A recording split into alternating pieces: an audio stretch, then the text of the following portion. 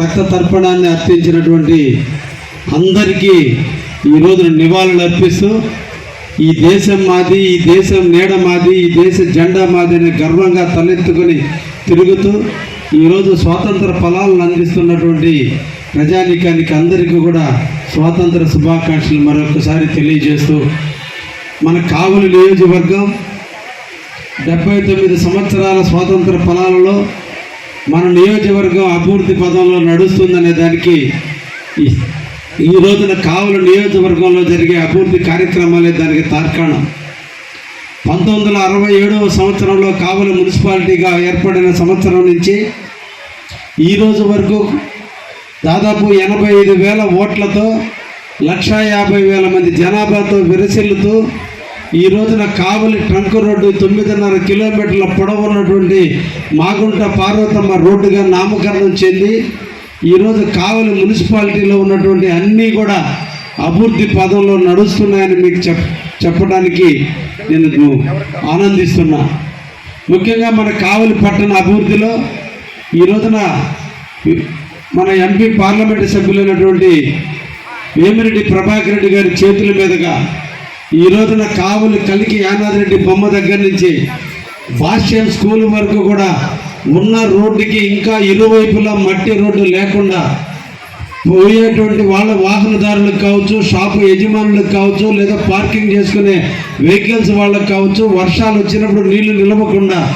అక్కడ కూడా cement road నిర్మాణం కోసం ఈ రోజునే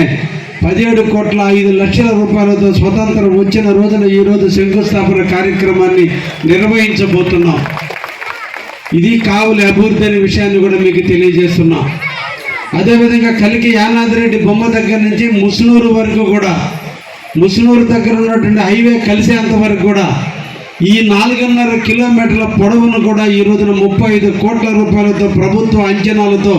అతి తొందరలో దాన్ని కూడా శంకుస్థాపన చేసి కావలి ట్రంక్ రోడ్డు 9.5 కిలోమీటర్లు ముసునూరు అవుట్కట్స్ నుంచి మద్దురుపాడు అవుట్కట్స్ వరకు ఉన్నటువంటి ఒకే ఒక రోడ్డు ఈ రాష్ట్రంలో ఉంది అంటే అది కావలి అనే విధంగా తీర్చిదిద్దబోతున్న కావలి అభివృద్ధికి ఇది తార్కాణమని మీ అందరికి కూడా తెలియజేస్తున్నా. దాదాపు 40 సంవత్సరాల నాడు నిర్మించినటువంటి జనతాపేటని టౌన్ని అనుసంధానం చేస్తూ రైల్వే ట్రాక్ పైన ఏర్పాటు చేసిన బ్రిడ్జి ఒక్కటే మాత్రమే ఉంటే ఈరోజు జనాభా పెరిగింది. ఉదయగిరి దగ్గర నుంచి వివిధ ప్రాంతాల నుంచి రోజుకి 1,00,000 మంది జనాభా వస్తుంటే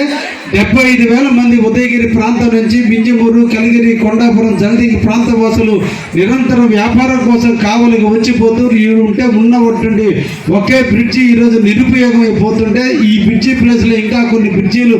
ఏర్పాటు చేయాలనే ఒక దృఢ సంకల్పంతో ఈ రాష్ట్ర ప్రభుత్వం అభివృద్ధి ప్రదాత అయినటువంటి శ్రీ నారా చంద్రబాబు గారి నాయకత్వంలో, ఆయన ఆశీస్సులతో, ఆయన సూచనలతో ఈ రోజున కావలిలో ఏఎం బేకర్కి ఎదురుగా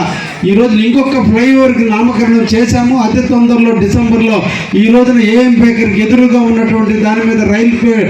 పైన ఓవర్ బ్రిడ్జి కూడా శంకుస్థాపన చేయబోతున్నాం అనే విషయాన్ని కూడా ఈరోజు కావలి ప్రజానీకానికి తెలియజేస్తూ, అదేవిధంగా కావలి ముసునూరు ప్రాంతంలో ఉన్నటువంటి చంద్రబాబు కాలనీ దగ్గర గేట్ ఉంటే ఆ గేటు ప్లేస్లో కూడా ఇంకొక అండర్ బ్రిడ్జిని శంకుస్థాపన చేయించాం. అతి తొందరలోనే పూర్తవుతుంది. దాన్ని కూడా రాబోయే 2-3 నెలల్లోనే ఓపెన్ చేసి ఆ ఇందిరమ్మ కాలనీ వాసులకి, చంద్రబాబు కాలనీ వాసులకి, బాలకృష్ణారెడ్డి నగర వాసులందరికీ కూడా ఈ రోజు టౌన్కి అనుసంధానం చేస్తూ అండర్ బ్రిడ్జిని కూడా ఈరోజు ఓపెన్ చేయబోతున్నాం అనే విషయాన్ని కూడా మీకు తెలియజేస్తున్నా. అదేవిధంగా మానసాల సెంటర్లో అపరిష్కృతంగా ఉండి దాదాపు 17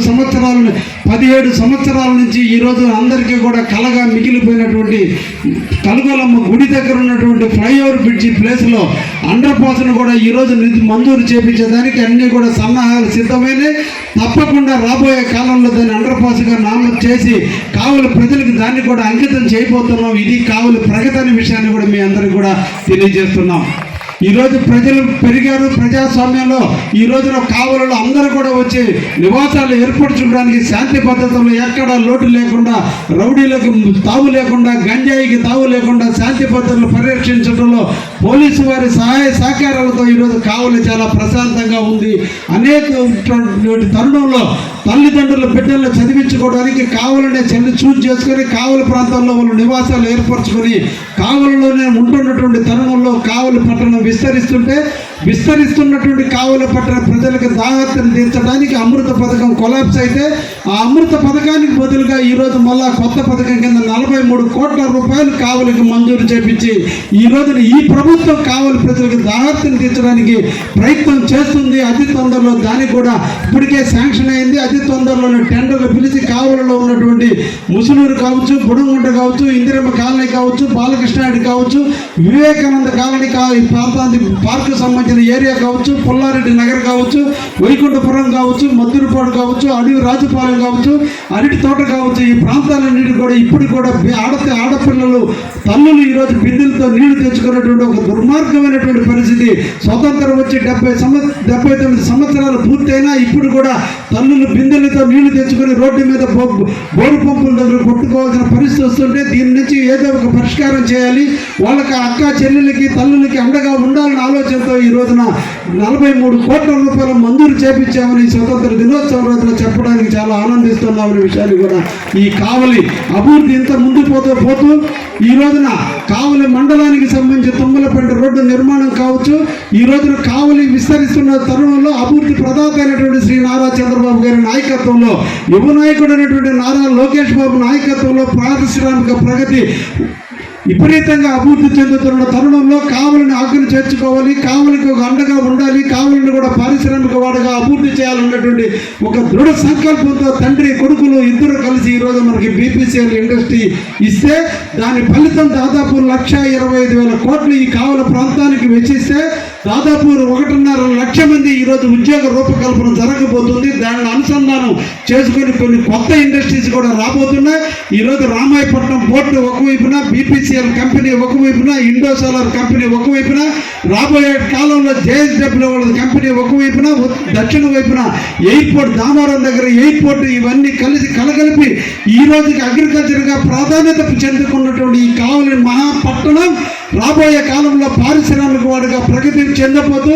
ఒక మరో వైజాగ్గా రూపాంతరం చెందబోతున్న కావలికి చెందబోతుందనే విషయాన్ని కూడా ఈరోజు చెప్పడానికి మేము సంతోషిస్తున్నాం అన్నటువంటి విషయాన్ని కూడా మీకు అందరికీ కూడా తెలియజేస్తూ, అటువంటి పరిస్థితుల్లో ఈరోజు రాజు